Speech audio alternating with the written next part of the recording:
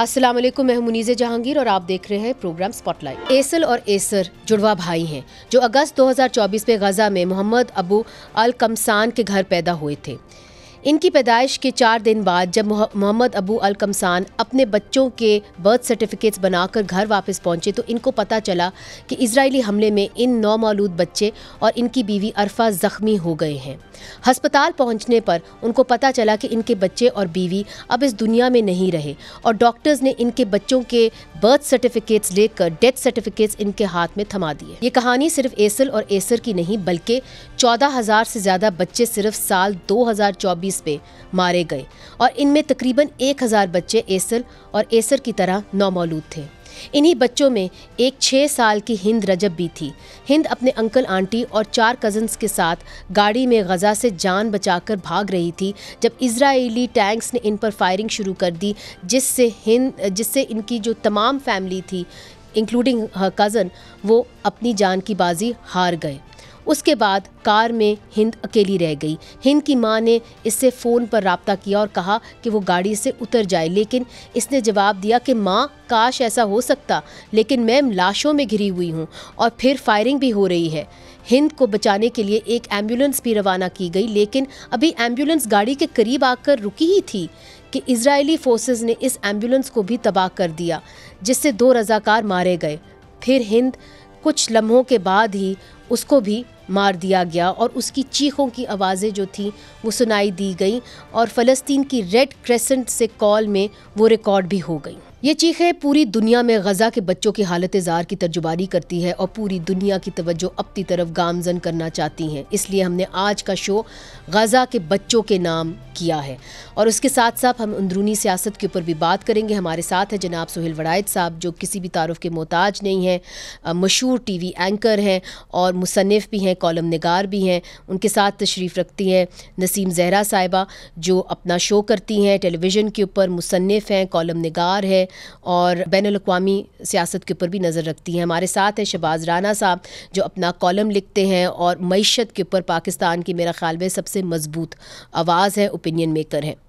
सबसे पहले सुहेल वड़ाइद साहब आपकी जानिब, आपने सऊदी अरेबिया को भी विज़िट किया हुआ है, आप बैनुल-अक़वामी सियासत के ऊपर भी नज़र रखते हैं। ये बताइए कि क्या पाकिस्तान ने सब कुछ कर लिया जिसे उसकी एक्सपेक्टेशन थी? चूँकि देखिए हमने ये देखा कि गज़ा के अंदर जब ये ट्रेजेडी हुई तो फिर साउथ अफ्रीका ने एक केस चलाया इंटरनेशनल कोर्ट के अंदर, जिसके अंदर टर्की जो है वो उसका हिस्सा बना, आयरलैंड उसका हिस्सा बना, मगर पाकिस्तान क्यों नहीं बना? क्या पाकिस्तान ने काफ़ी कुछ कर दिया जो उससे एक्सपेक्टेशन थी उसके ऊपर पूरा उतरा? ज़ाहिर है हमारा दिल तो मुनीज़े फ़लस्तीन के साथ ही धड़कता है और इसका आगाज़ तो आपको पता है पाकिस्तान बनने से पहले हो गया और शायद पाकिस्तान पहला मुल्क है जो अपने बनने से पहले से लेके आज तक फ़लस्तीन काज़ का हमेशा से सपोर्टर रहा है।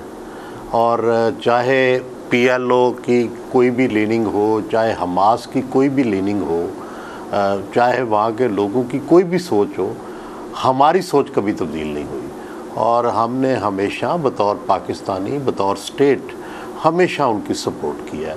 और पाकिस्तान दुनिया के शायद उन गिने चुने, शायद ही कोई और मुल्क हो जिसने इज़राइल का जो नाम है वो भी अपने पासपोर्ट में नहीं लिखा हुआ, और जब लिखा होता था तो उस पर एक क्रॉस लगा होता था कि भाई यहाँ हम ना जाने देंगे, ना यहाँ से वीज़ा मिलता है, ना कुछ। इस हद तक ठीक है।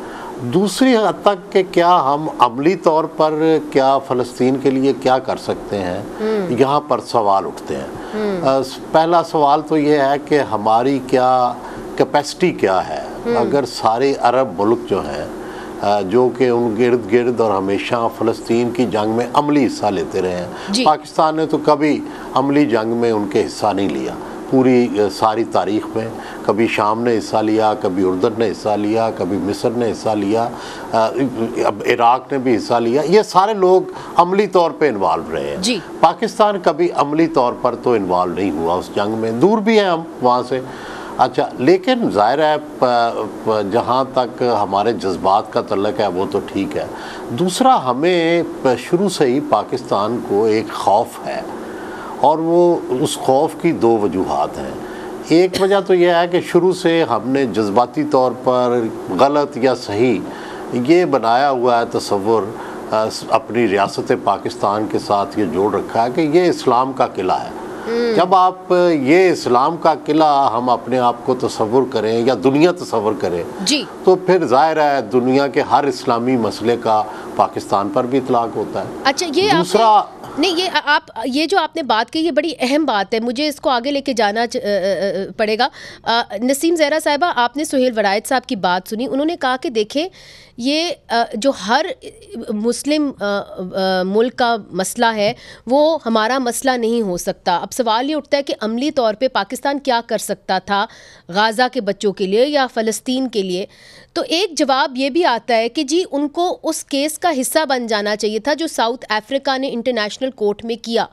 But what was holding Pakistan back? Shahbaz Rana से भी पूछेंगे, आई थिंक उसके अंदर शायद IMF का भी एक कहीं ना कहीं रंग हो, मगर do you think Pakistan has done enough? देखिए, थैंक यू मुनीज़े। बात यह है कि पाकिस्तान ने अगर आप इस वक्त देखें अक्टूबर 2023 से लेके अब तक पाकिस्तान ने एक कंसिस्टेंटली जहां तक UN का ताल्लुक है और अब तो पाकिस्तान सिक्योरिटी काउंसिल का मेंबर भी बन गया है और जिनीवा में भी पाकिस्तान ने एक बहुत क्लियर कट पोजीशन ली, इर्रिस्पेक्टिव केयरटेकर गवर्नमेंट थी या अब की गवर्नमेंट है।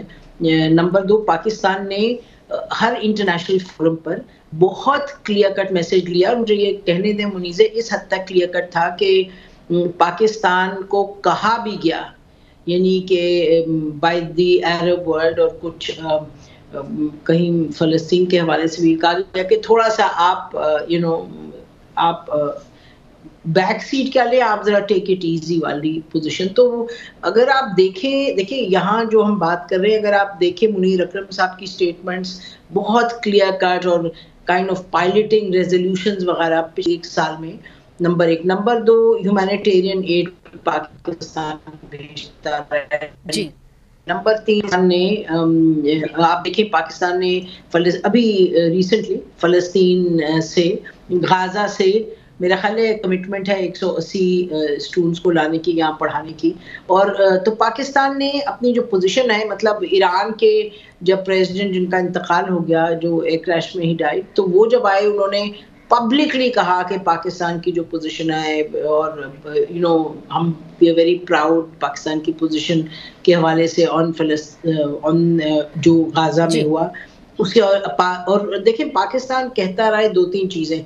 नंबर 1 के ये जो मामला है ये जेनोसाइड का, Pakistan has used the word, शायद अगर 10 स्टेटमेंट्स में कोई उठा के गए जी देखें इस्तीफा नहीं कहा, लेकिन पाकिस्तान हैज रिपीटेडली सेड कि जेनोसाइड है। पाकिस्तान ने ये कहा कि इजराइल जो है is responsible for whatever it is doing. तो ICJ का ये याद रहे कि फरवरी 2024 में पाकिस्तान की डेलीगेशन गई और ICJ में बहुत स्ट्रॉन्ग स्टेटमेंट दी, ये नहीं कि पाकिस्तान ने किनारा कशी की थी ICJ से।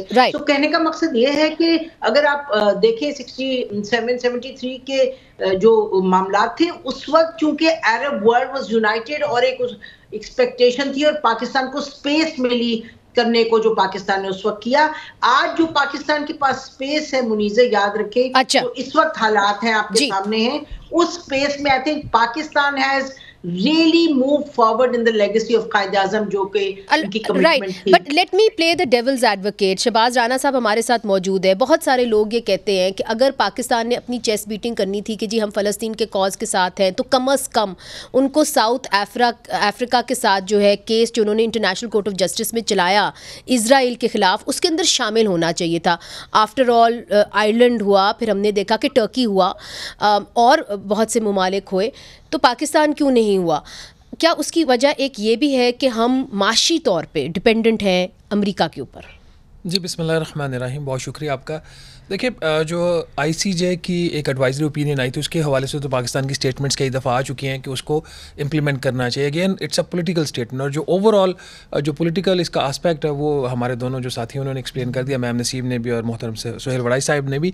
ये जो फिस्कल आस्पेक्ट है ना, इसका फाइनेंशियल साइड है, किस हद तक ये एक पाकिस्तान के लिए एक रिस्ट्रिक्शन है इसकी फॉरेन पॉलिसी के हवाले से। ये सिर्फ इसमें पैलेस्टीन का इशू नहीं है, ओवरऑल जो इस वक्त पाकिस्तान की खारजा पॉलिसी है वो मरहून मिन्नत है। जो हमारे इकोनॉमिक रिलेशंस हैं विद आईएमएफ और सऊदी अरेबिया, आप सिर्फ आईएमएफ के ही एक रिलेशन को नहीं दे सकते, जहाँ पे आईएमएफ ने तो हमें $7 अरब का कर्ज देना है और over a period of 3 years देना है। सऊदी अरेबिया से इस वक्त जो डायरेक्ट फाइनेंसिंग है पाकिस्तान को सालाना, वो $5 अरब की है, और ये एक हर साल के लिए ये कर्ज लिया जाता है और इसको 1 साल बाद इसको रोल ओवर करवाया जाता है। अभी $3 अरब रोल ओवर हुआ है। तो मेरा नहीं ख्याल कि पाकिस्तान कोई ऐसी खारजा पॉलिसी अपना सकता है जहाँ पे उसकी जो अलाइनमेंट है वो सऊदी अरेबिया के साथ ना हो। अमेरिका तो बहुत पीछे की बात है ना। तो हमारे ये जो इश्यूज़ हैं, ख़ास तौर पर ये सिर्फ अगर आप पैलेस्टीन के अलावा अगर देखें, जो ईरान का चीन के साथ जो हमारे इकोनॉमिक रिलेशन है वो डिपेंडेंट है कि जो किस तरीके से अमेरिका इन चीज़ों को देखता है। तो डेफिनेटली जो पाकिस्तान की तो जो सुस्त रवि रही है सीपेक के अंदर, वो आप समझते हैं इसलिए चूंकि हम ज़्यादा अपने आप को अलाइन नहीं करना चाह रहे चाइना के साथ? एग्जैक्टली वो इसमें बड़ा ही वाजे है, क्योंकि ये इस पे पब्लिक स्टेटमेंट्स भी मौजूद हैं जहाँ पे जो अमेरिकन एडमिनिस्ट्रेशन है उन्होंने ये कहा हुआ है कि जो आईएमएफ का लोन है वो चाइनीज़ डेट रीपे करने के लिए इस्तेमाल नहीं होगा। यही वजह है कि जब पाकिस्तान आईएमएफ के प्रोग्राम में जाता है तो ना चीन को कर्ज वापस जाता है, ना सऊदी अरेबिया को जाता है, ना यूएई को जाता है। सऊदी अरेबिया और यूएई की इकोनॉमिक रीजंस हैं। चाइना को जो कर्ज वापस पाकिस्तान नहीं कर पाता, उसको रोल ओवर करवाता है, उसकी इकोनॉमिक रीजंस के अलावा उसकी पोलिटिकल रीजंस है। और अमेरिकन एस्टेब्लिशमेंट इस पर बिल्कुल क्लियर है कि आईएमएफ की जो मनी है वो आप चाइना का कर्ज वापस करने के लिए इस्तेमाल नहीं कर सकते। पाकिस्तान ने रिकॉग्नाइज मगर देखिए ओआईसी की अगर तरफ देखें सुहेल वड़ायत साहब, ओआईसी की जो एक रोल रहा है, क्या उससे आप मायूस हुए? क्योंकि देखिए जब गाज़ा का सीज हुआ और इजराइल ने एक तरीके से वहाँ पे सारे बॉर्डर्स बंद कर दिए और वहाँ पे अब पानी भी नहीं जा रहा, अद्वियात भी नहीं जा रही, वहाँ पे ये कहा जा रहा है, ह्यूमन राइट्स वॉच कह रहा है कि जी it's an act of genocide, Amnesty International कह रहा है it's an act of genocide. तो इजिप्ट तो अपना सहरा जो है वो डेजर्ट जो है वो खोल सकता था, मगर इजिप्ट ने नहीं खोला। सो ओआईसी का रोल आप कैसे देखते हैं? देखिए, OIC is a dead horse. उसका काफ़ी अरसे से हम तो कोई रोल नहीं देख रहे, और ना वो भी यूँ समझे कि आईएमएफ या वर्ल्ड बैंक की तरह एक जो इंटरनेशनल हमारी इस्टेब्लिशमेंट है उसका हिस्सा है।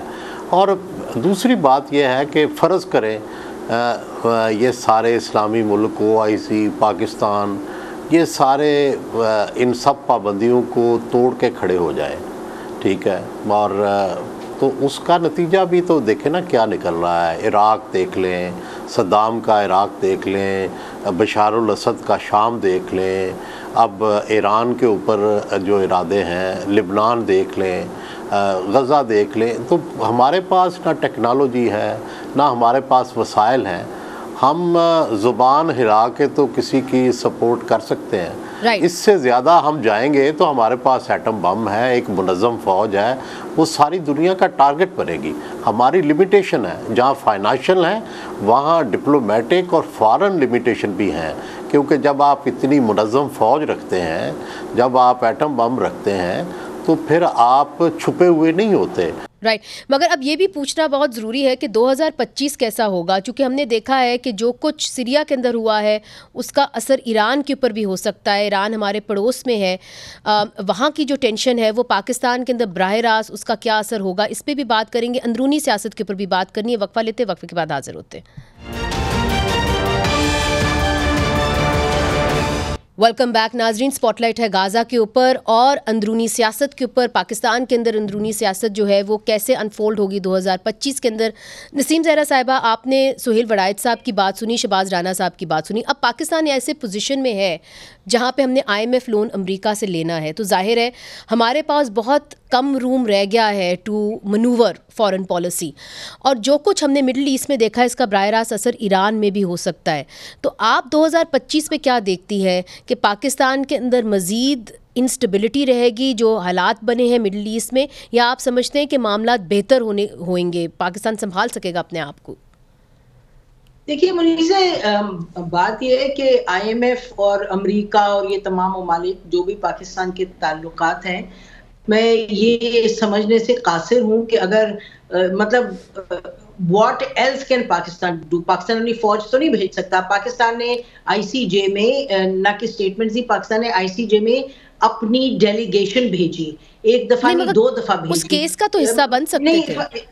जी नहीं, बिल्कुल सही कह रही है। हाँ, उधर तक नहीं गए, लेकिन पाकिस्तान ने डिप्लोमेटिकली जहां जहां पोजीशन ले सकते थे और एक्टिवली जहां मतलब हमने जितनी हम सपोर्ट भेज सके एड भेजी है, और हम यानी तवातर से पोजीशंस ले रहे हैं। और पाकिस्तान फौज तो नहीं भेज सकता और ना भेजनी चाहिए।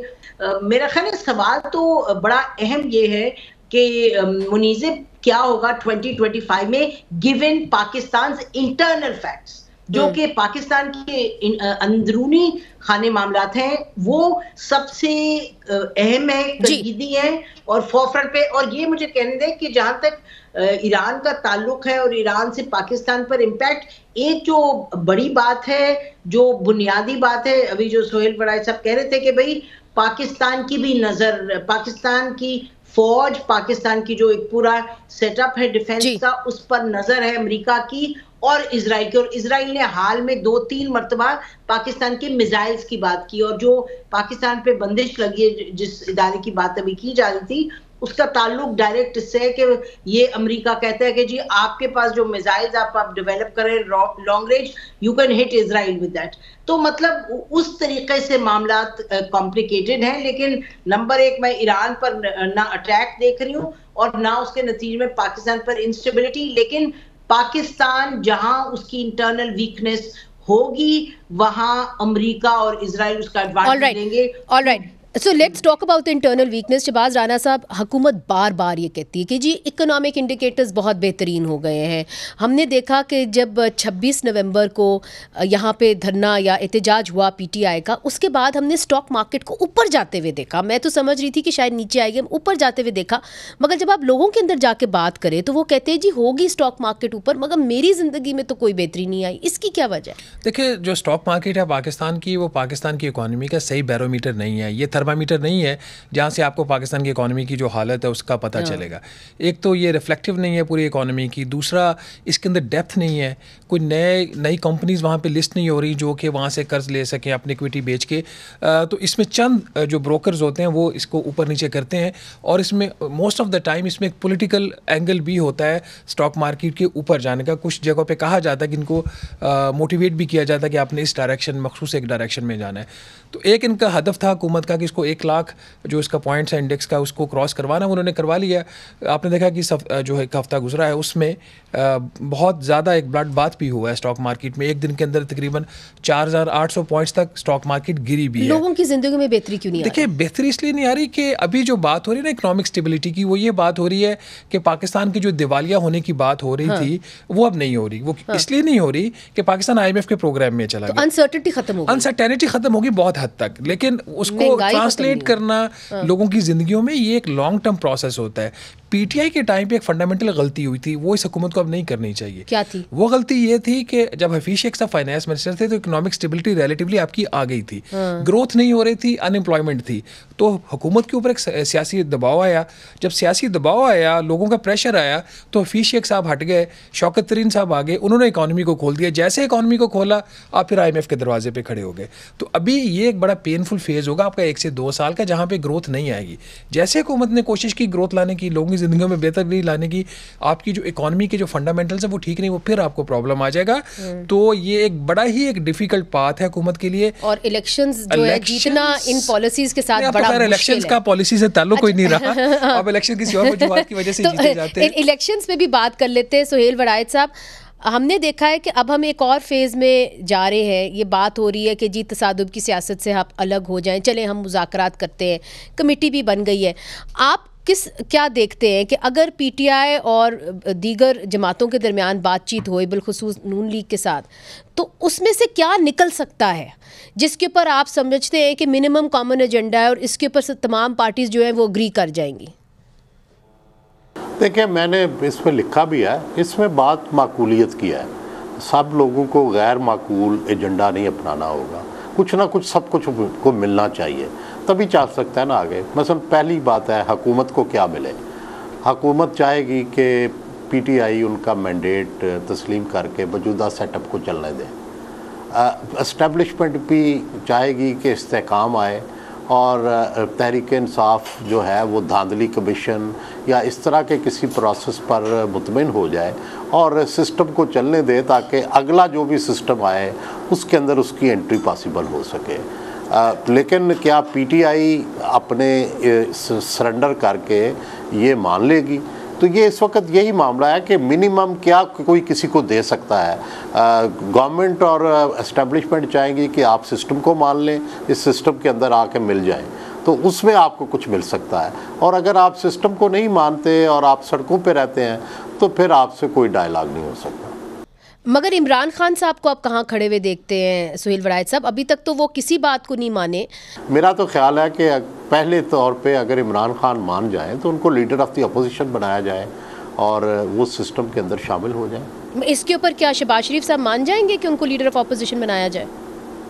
अगर इमरान खान इस सिस्टम को मान ले तो मेरा ख्याल है मैक्सिमम रिलीफ मिल सकता है। अच्छा, ये आपने बड़ी अहम बात की है कि अगर इमरान खान साहब इस सिस्टम को मान जाते हैं तो फिर उनको मैक्सिमम रिलीफ मिल सकती है। मगर एक बहुत बड़ा जो कि लीडर ऑफ द अपोजिशन तक, जो कि लीडर ऑफ द अपोजिशन तक की हो सकती है। अच्छा, लीडर ऑफ अपोजिशन तक की हो सकती है, बड़ी आपने अहम बात की है। मगर सवाल ये है कि क्या तमाम सियासतदान सिविलियन स्पेस को वापस लेने की कोशिश भी करेंगे? ये हम पूछेंगे नसीम ज़हरा साहिबा से वक्फे के बाद। वेलकम बैक नाजरीन। नसीम ज़हरा साहिबा, ब्रेक से पहले सुहेल वड़ाइच साहब ने कहा कि अगर इमरान खान साहब इस सिस्टम को मान जाते हैं और तो फिर शहबाज शरीफ साहब इस पे आमादा हो जाएंगे कि उनको लीडर ऑफ अपोजिशन एक्सेप्ट कर लिया जाए, यहाँ तक उनको रिलीफ मिल सकती है। आप चीज़ों को कैसे रीड कर रही हैं? क्या शहबाज शरीफ साहब विलिंग होंगे, नंबर एक? और नंबर दो, क्या सियासतदान ये रिकग्नाइज़ करते हैं कि सिविलियन स्पेस सुखड़ गई है और अगर उन्होंने यहाँ पे सियासत करनी है तो उनको वापस लेनी होगी? आपके सेकंड जो दूसरा सवाल है उसका तो जवाब है a big no. Big no, कोई सवाल ही नहीं। आपको भी नजर आ रहा है, हमें भी, कि कहीं से जुम्बिश नहीं हो रही। बस हर जो सियासी जमात है अपने टेम्पररी फायदे के लिए कोई ना कोई स्टेटमेंट दे रही है। लेकिन एक उम्मीद थी जब नवाज शरीफ साहब वापस आए हैं, हम जैसे लोगों को, कुछ लोगों को थी उम्मीद कि नवाज शरीफ साहब जो उनकी एक इतनी ये लंबी तारीख है सियासत में और उन्होंने हर तरह का दौर देखा है और हर तरह के दौर से गुजरे हैं, कि वो शायद एक स्टेट्समैन का रोल अदा करें। लेकिन बहुत ये बदकिस्मती की बात है कि न कि नवाज शरीफ साहब ने कोई रोल नहीं अदा किया। और रोल अदा करने का मतलब था सबको साथ इकट्ठा जमा करते। राना सनाउल्लाह साहब ने बहुत मर्तबा कहा कि जी करेंगे, रोल अदा करेंगे और अगर जरूरत पड़ी तो इमरान खान को मिलने भी चले जाएंगे जेल में। लेकिन नवाज शरीफ साहब has opted to just keep quiet. मेरा ख्याल है वो इसी में शायद सेटिस्फाइड हैं कि मरियम नवाज साहिबा चीफ मिनिस्टर है पंजाब की और उनके भाई प्राइम मिनिस्टर है। हालांकि ये नवाज शरीफ साहब की टेम्परामेंट नहीं है। हमारा ये ख्याल था कि वो रोल अदा करेंगे। मगर क्या उनको इजाजत है रोल अदा करने की? नहीं, इजाजत क्या मतलब मुनीज़ा, आप ये बताएं तो सही ना कि ये 2-2 साल के बच्चे तो नहीं है। ये हर चीज, हर पोजीशन लेने की कीमत अदा करनी पड़ती है। अगर किसी का ख्याल है कि नवाज शरीफ साहब को आके कोई कहेगा आए जी आप ये रोल अदा करें, कौन इजाजत देगा? एस्टैब्लिशमेंट की अगर आप बात करिए, उनके भाई बैठे हैं प्राइम मिनिस्टर, बेटी उनकी सीएम है, तो कोई डील कट हुई है ना कि वो उस वजह से वो बोल नहीं रहे। ये तो बोल सकते हो। नवाज शरीफ साहब से मैं कहती हूँ आज भी मेरा ख्याल है कि उम्मीद है। मैं तो अभी भी कहती हूँ कि if there is a person जो सियासत में इस वक्त हैं जो एक रोल अदा कर सकते हैं वो नवाज शरीफ साहब। अगर कोई ये कह रहा है कि जी वो इसलिए अपनी बात करेंगे क्योंकि ABCD ये कह रहा है, तो फिर ये संजीदगी की बात नहीं है। आप शुरू करें, उसके बाद देखने दे पूरे जमाने को कि इमरान खान का और उनकी पार्टी का क्या रद्द अमल होता है। अगर वो यही करेंगे कि भाई तू मैं, तो फिर हम सब कहेंगे कि ये तो बड़ी संजीदगी की बात नहीं है। लेकिन इस वक्त मैं तो कहूँगी हुकूमत में संजीदगी नहीं है भाई, इनिशिएट करें आप डायलॉग, मुल्क को देखें किधर जा रहे हैं। राइट, ये आपने अहम बात की है, क्योंकि एक्चुअली जो बॉल होता है हमेशा हुकूमत के कोर्ट में होता है, और हुकूमत ज़्यादा मजबूत होती है जब इन्फ्लेशन कम हो और बिजली की कीमतें। शहबाज राणा साहब, इस पर भी थोड़ा बता दीजिए, क्योंकि हुकूमत ने कहा है मार्च तक हम आपको 12 रुपये पर यूनिट जो है आपको कम करेंगे बिजली की कीमत। अब ये जो वादा है ये वफा होगा? अच्छा, एक तो जो पॉलिटिकल चीज़ है ना, अपोजिशन से बात करना तो वो तो बात की बात है ना। पहले जो PMLN है वो अपनी A टीम इंस्टॉल कर दे मुल्क चलाने के लिए। इस वक्त PMLN की A टीम मुल्क नहीं चला रही। फाइनेंस मिनिस्टर किसकी तरफ से? फाइनेंस मिनिस्टर कुछ लोगों का तो ख्याल इस्टेब्लिशमेंट की तरफ से, मेरा ख्याल है वो शहबाज शरीफ साहब की नॉमिनी है। अच्छा, क्योंकि वो नहीं चाहते थे शायद कि डार साहब उस वक्त फाइनेंस मिनिस्टर बने उस वक्त, लेकिन इफेक्टिवली 60 से 70% जो इकॉनमी आज भी इसहाक डार साहब चला रहे हैं, मोहम्मद औरंगजेब साहब नहीं चला रहे। बड़ी बात है। बहुत सारी कमेटीज़ जो है जिनकी सरबराही इसहाक डार साहब कर रही है, टैक्सेशन कमेटी जो है, फिर और बहुत सारे मामलात हैं, गैस के मामलात हैं, सब्सिडी के मामले, प्राइम मिनिस्टर भी है, इसलिए वो मामला ज़्यादातर डार साहब चला रहे हैं। औरंगजेब साहब का फेस अच्छा है IMF के लिए, वर्ल्ड बैंक के लिए, तो उनका फेस इस्तेमाल हो रहा है, काम पीछे से जो नहीं, मगर वो टैक्सेशन के बहुत सारे कानून ला रहे हैं जिसके अंदर टैक्सेशन लागू होगी, उसको डिजिटाइज किया जाएगा। एब्सोल्युटली, देखिए फाइनेंस मिनिस्टर अल्टीमेटली तो वो हर चीज़ का क्रेडिट लेते हैं ना, जब ब्लेम उनके ऊपर आता है तो क्रेडिट भी उनके ऊपर आता है। हम बात कर रहे हैं प्रैक्टिकल साइड की। प्रैक्टिकली 60 to 70% जो इकॉनमी है डार साहब रन कर रहे हैं। FBR का भी ये जो बिल असेंबली में पेश हुआ है वो बेसिकली इन्फोर्समेंट का बिल है, जहाँ पे जो आपके नॉन फाइलर्स हैं, टैक्स डॉजर्स हैं, उनके पीछे जाने के लिए। और ये आइडिया जो था राशिद लंगरेयाल जो इन्होंने नए चेयरमैन FBR लगाए थे उनकी तरफ से आया था। कमिंग टू योर पॉइंट कि जी महंगाई कम होगी और बिजली की कीमतें, इस वक्त गवर्नमेंट बहुत ज़्यादा क्लेम करे कि महंगाई कम होगी है। बाबा, महंगाई कम नहीं हुई। महंगाई बढ़ने की जो रफ्तार है, जो पहले 30% थी, 35% थी, वो कम होके एवरेज 8% के ऊपर आज भी है महंगाई बढ़ने की रफ्तार। ठीक है, तो महंगाई बढ़ रही है। जो चीज़ आज से 1 साल पहले 100 रुपये की थी वो आज फिर 110 रुपये की हो गई है, तो महंगाई बढ़ रही है, नंबर 1। नंबर 2, इनका ये ख्याल कि बिजली की कीमतों में ये 12 रुपये फ़ी यूनिट कमी कर देंगे, I don't think that is gonna happen. उसकी वजह ये है कि जो टैक्सेशन है वो ये कम नहीं कर सकते, उसके अंदर प्रॉब्लम्स हैं। जो असल चीज़ है, जो मैं इनको प्रपोजल भी मैंने किसी एक बंदे को कहा था कि तुम लोग किन चक्करों में पड़े हुए कि ये वाला पावर प्लांट बंद कर दें, ये पॉलिसी को देख लें। आपको पता है कि जो उन्होंने अभी तक IPPs के जो कॉन्ट्रैक्ट्स नेगोशिएट किए हैं उसका जो नेट इम्पैक्ट है 1 रुपया फ़ी यूनिट भी नहीं है। इसके बिल्कुल बरक्स 16 रुपये पर यूनिट अगर हुकूमत चाहे कल बिजली की कीमत कम कर सकती है। कल वो कैसे कर सकती है कि हुकूमत जो 300 यूनिट से ऊपर वाले जो कंज्यूमर्स हैं उनके जेब से पैसा लेकर 300 यूनिट से जो नीचे वाले कंज्यूमर है उनको सब्सिडी दे रही है। 8 रुपये से लेकर 16 रुपये मेरे से एक्स्ट्रा चार्ज हो रहा है। तो जो मेरे से एक्स्ट्रा चार्ज हो रहा है over and above the price, जिसको क्रॉस सब्सिडी कहते हैं, वो तो खत्म हो सकता है ना। अगर हुकूमत ने सब्सिडी किसी को देनी है बिजली के ऊपर तो अपने बजट से दे, बजट भी हम टैक्स पेज देते हैं, मगर हमसे ना ले, मगर हमसे क्यों ले रहे हैं? That's a fair point. Suhail वड़ायत साहब, आपने नसीम ज़हरा साहिबा की बात सुनी, शहबाज राणा साहब की बात सुनी, मगर जो नसीम ज़हरा पॉइंट आउट कर रही हैं वो ये कह रही हैं कि जी पहल तो हुकूमत को करनी पड़ेगी ना, after all they are in the driving seat. तो अभी तो मुज़ाकरात के ऊपर ही बातचीत हो रही है। ये कह देना कि वो एक्सेप्ट कर लेंगे इमरान खान को एज लीडर ऑफ अपोजिशन, तो मेरा आपसे ये सवाल है कि क्या उनको इख्तियार भी है बातचीत का? नहीं, देखिए दोनों तरफ की बातें हम अभी सुन रहे हैं, और नसीम ज़हरा साहब से ने जिस इम्प्रेशन का इजहार किया है वाकई वही इम्प्रेशन लग रहा है कि गवर्नमेंट इंटरेस्टेड नहीं है और शायद PTI इंटरेस्टेड है। लेकिन देखना ये होता है कि एक पूरे पिछले सालों का पूरा एक रिकॉर्ड देखें ना, कि जब ये इलेक्शन से पहले मुज़ाकरात हुए थे तो इलेक्शन की डेट भी तय हो गई थी और फिर PTI पुल आउट कर गई थी। तो वो अभी तक तो वो जो ट्रस्ट डेफिसिट चल रहा है, कोई ये सोचने को ही तैयार नहीं है कि कोई संजीदा मुज़ाकरात होंगे, क्या इमरान खान साहब ने इजाज़त वाकई दे दी है, किस हद तक वो उनके पास मैंडेट है। और दूसरी तरफ ये भी आपका सवाल ठीक है कि क्या एस्टेब्लिश मैंडेट के बगैर हुकूमत जो है वो भी कोई मुज़ाकरात कर सकती है या नहीं, और क्या एस्टेब्लिशमेंट जो है वो इमरान को कितना कोई रिलीफ देने को तैयार है। अभी तो नहीं लग रहा कि कोई रिलीफ वो देने को तैयार है। तो उन्होंने गो अहेड दिया है, आशीर्वाद दिए कि जी जाएं आप मुज़ाकरात करें। ये पता नहीं ना जी, हमें तो अभी ये नहीं पता कि क्या उन्होंने गो अहेड दिया लगा सकते हैं सुहेल साहब, हम अंदाजे लगा सकते हैं।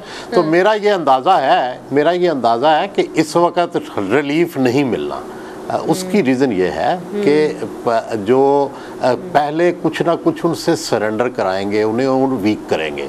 ये असल सारी लड़ाई ये हो रही है कि किसकी क्या बारगेनिंग पोजीशन है, ठीक है ना। जब मुज़ाकरात होते हैं ना तो पहले बारगेनिंग पोजीशन चेक की जाती है। तो बारगेनिंग पोजीशन पहले से पीटीआई की कमज़ोर ज़रूर हुई है, ये ख़त्म नहीं हुई। तो ये चाहते हैं कि किसी और टेस्ट से गुजार के बारगेनिंग पोजीशन और कमज़ोर कर लें और फिर मुज़ाकरात करें ताकि उनको कम से कम रिलीफ दे सकें। ठीक है, क्योंकि ये कोई इरादा नहीं है कि उनको कोई बहुत बाइख्तियार रिलीफ मिल जाएगा। तो आप ये कह रहे हैं कि अभी और प्लान है गिच्ची मरोड़ने का, time is not up for PTI. बहुत बहुत शुक्रिया सोहेल वड़ाइद साहब, आपने हमें ज्वाइन किया। नसीम ज़हरा साहिबा आपका भी बहुत शुक्रिया। शहबाज राना साहब आपका भी। नाजरीन, हमने अपने जो तज्ज़िया निगार थे उनसे सियासी मामलात के ऊपर भी तज्ज़िया लिया और माशी मामलात के ऊपर भी तज्ज़िया लिया। दोनों साइडों से कोई अच्छी खबरें नहीं आ रही, हम उम्मीद ही कर सकते हैं। मुनीज़ जहांगीर को इजाज़त दीजिए, खुदा हाफिज़।